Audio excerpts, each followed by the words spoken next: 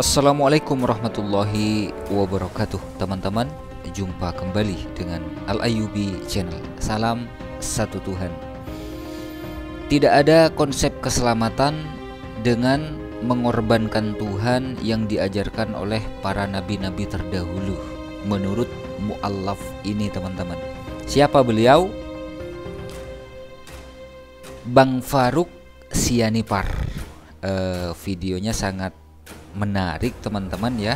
Dan bagi yang mungkin kurang kuat iman, ya di skip saja ya, nggak usah ditonton. Karena videonya ini berpotensi membuat orang menjadi mu'allaf. Baik teman-teman, kita langsung saja simak videonya. Allah tidak pernah menyampaikan langsung kepada Nabi Ibrahim alaihissalam atau menyampaikan kabar melalui malaikatnya kepada Nabi Ibrahim alaihissalam bahwasanya Allah akan turun ke bumi ini menjadi anak manusia lalu mati di kayu salib.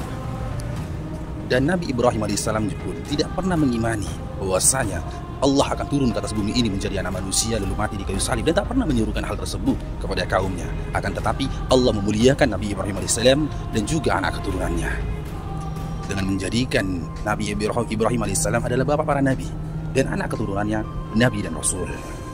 Allah juga tidak pernah menyampaikan kepada Nabi Musa alaihissalam bahwasanya Allah akan turun ke dunia ini menjadi anak manusia dan mati di kayu salib. Di saat Nabi Musa alaihissalam menerima hukum Taurat, Nabi Musa alaihissalam juga tidak pernah menyampaikan kepada Bani Israel yang menjadi umatnya pada masa itu bahwasanya Allah akan turun ke dunia ini menjadi anak manusia dan mati di kayu salib. Dan Nabi Musa alaihissalam juga tidak pernah menjanjikan keselamatan kepada Bani Israel dengan mengimani bahwasanya Tuhan akan mati di kayu salib.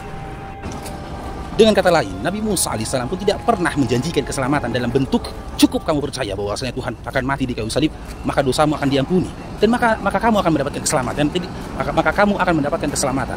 Tidak pernah Nabi Musa alaihissalam menyampaikan hal itu, dan Nabi Musa alaihissalam pun tidak pernah menerima wahyu seperti itu dari Allah Subhanahu wa taala. Begitu juga Nabi Daud, Nabi Zakaria, Nabi Yahya dan seluruh para nabi tidak pernah menerima wahyu di mana Allah menyampaikan bahwasanya dia akan turun ke atas bumi ini menjadi anak manusia dan mati di kayu salib. Dan para nabi pun tidak pernah menerima janji keselamatan dalam bentuk cukup kamu beriman bahwasanya anak manusia itu adalah Tuhan dan Tuhan akan turun ke dunia menjadi anak manusia dan mati di kayu salib. Nabi-nabi terdahulu tidak pernah memberikan konsep keimanan dan konsep keselamatan seperti itu. Bahkan jika ditelisik lebih dalam lagi, seluruh para nabi dari Bani Israel tidak pernah menyatakan menerima wahyu dari Allah bahwasanya Allah itu akan turun ke dunia ini menjadi anak manusia lalu mati di kayu salib. Dan seluruh nabi-nabi dari Bani Israel pun tidak pernah menyuruhkan bahwasanya konsep keselamatan itu dengan percaya bahwasanya Tuhan akan mati di kayu salib. Dengan bermodalkan iman seperti itu, maka kita akan mendapatkan keselamatan. Seluruh para nabi dari Bani Israel tidak pernah bernubuatkan seperti itu dan tidak pernah menyampaikan hal-hal yang seperti itu kepada umat-umat terdahulu.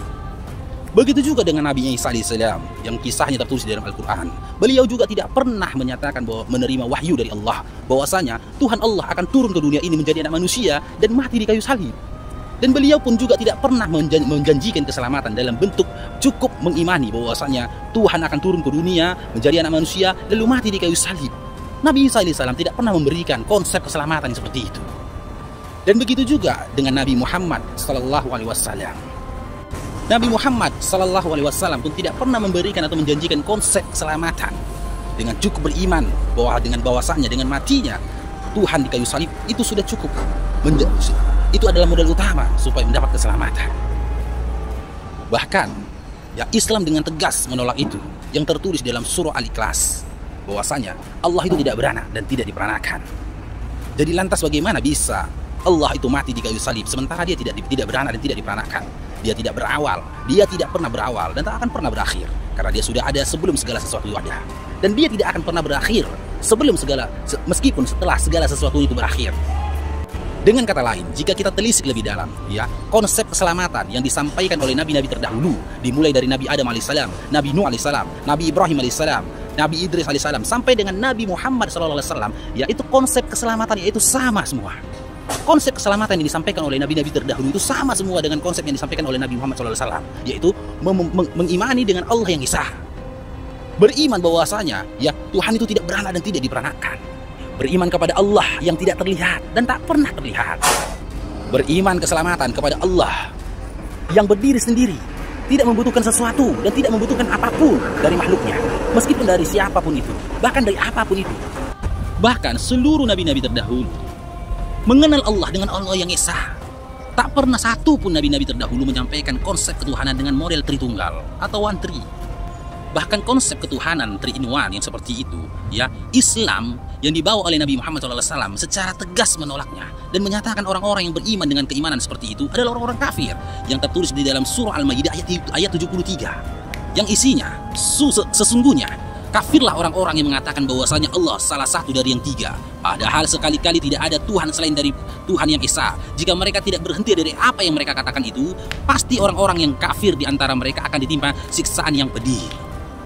Oleh karena itu, ayolah saudara-saudaraku, buka akalmu, terima kenyataan yang ada, bahwasanya seluruh para nabi-nabi terdahulu tidak pernah menyampaikan konsep penebusan dosa harus menumbalkan darah anak manusia, atau bahkan harus menumbalkan Tuhan itu sendiri. Dan perihal tentang kasih, nabi-nabi terdahulu pun tidak pernah menyampaikan konsep keselamatan itu hanya ada pada kasih. Cukup dengan kasih mengasihi, tidak. Karena dimulai dari Nabi Ibrahim alaihissalam, seluruh para nabi pada masa itu, bahkan sampai dengan pada zamannya Nabi Adam alaihissalam, sudah diberikan perintah dan juga syariat dalam peribadatan. Dan peribadatan itu, ya, meliputi aktivitas fisik di setiap rukun dalam peribadatannya guna. Di setiap rukun dalam peribadatannya di saat menyembah kepada Sang Pencipta. Atau dengan kata lain, seluruh para nabi-nabi terdahulu tidak pernah menjanjikan keselamatan hanya dengan kita mengamalkan kasih. Karena nabi-nabi terdahulu pun sudah diperintahkan, ya, untuk melakukan peribadatan guna menyembah kepada Sang Pencipta. Dan yang menjadi benang merahnya ialah, jika konsep keselamatan hanya ada pada iman, dengan mengimani bahwasanya Tuhan pernah turun ke dunia menjadi anak manusia lalu mati di kayu salib, maka secara tidak langsung menyatakan apa yang diserukan dan apa yang diajarkan oleh nabi-nabi terdahulu itu semua salah. Salah besar. Karena sejatinya nabi-nabi terdahulu tidak pernah menyampaikan itu. Dan jika nabi-nabi terdahulu pun disalahkan, maka ya secara otomatis nabi-nabi terdahulu pun akan menyalahkan Tuhan. Karena sejatinya mereka menyampaikan sesuatu itu berdasarkan wahyu yang mereka terima dari penciptanya. Ayolah saudara-saudaraku, percayalah, dunia ini tidak akan hancur jika engkau nafikan atau kau dustakan bahwasanya Tuhan pernah turun menjadi anak manusia lalu mati di kayu salib. Dunia ini tidak akan hancur. Kehidupan kita pun tidak akan berhenti jika engkau menafikan itu. Seluruh manusia pun di atas bumi ini tidak akan mendapatkan laknat atau tidak akan mendapatkan azab. Karena jika kita telisik, ya, pada sejarah, Allah tidak pernah memberikan azab kepada suatu kaum yang menafikan atau menolak bahwasanya Tuhan itu pernah turun ke atas bumi ini lalu mati di kayu salib. Tidak. Akan tetapi di dalam Al-Quran Allah telah menyampaikan begitu banyak umat-umat terdahulu yang kekuatannya melebihi dari umat-umat di zaman sekarang, perekonomiannya melebihi dari umat-umat sekarang, bahkan kemajuan dan juga, ya, kemajuan dari perangkat dan peralatan dapurnya melebihi dari umat sekarang dalam hal kemajuan teknologinya. Bahkan dikatakan Allah kecerdasan mereka yang lebih cerdas daripada umat-umat sekarang. Akan tetapi Allah melaknat mereka, Allah mengazab mereka dengan satu kesalahan yang sama, yaitu menyekutukan Allah, menjadikan tandingan bagi Allah, mendustakan Allah, bahkan ingkar terhadap perintah Allah. Ayolah saudara-saudaraku, ya, dasar dari iman adalah akal. Tak akan mungkin kau beriman, tak akan mungkin kau memiliki keimanan yang sempurna jika kau tidak menggunakan akal, dan tidak akan mungkin kau memiliki keimanan yang teguh jika engkau meninggalkan akal. Semoga bermanfaat. Jika ada salah kata, Bang Farouk mohon maaf, dan pada Allah Bang Farouk mohon ampun. Kita sempurnakan dengan doa tafarakul majelis. Subhanakallahumma wa bihamdika asyhadu an la ilaha illa anta astaghfiruka wa atubu ilaik. Ayo dukung channel YouTube-nya Bang Farouk ini saudara-saudaraku dengan tekan tombol lonceng, like, comment, share, and subscribe channel YouTube-nya. Oke, teman-teman, saya belum mendapatkan nomor beliau. Namun videonya sangat menarik teman-teman, singkat, padat, tegas, dan lugas. Semoga apa yang disampaikan oleh beliau, ya, selaku mu'allaf, semoga saja bisa menjadi asbab hidayah untuk saudara-saudara kita yang lain yang masih belum mendapatkan hidayah Islam. Dan jangan lupa teman-teman, ya, kita subscribe The Real Farouk Sianipar 44. Ya, jangan lupa di subscribe teman-teman. Oke, mohon maaf jika ada silap kata. Wassalamualaikum warahmatullahi wabarakatuh.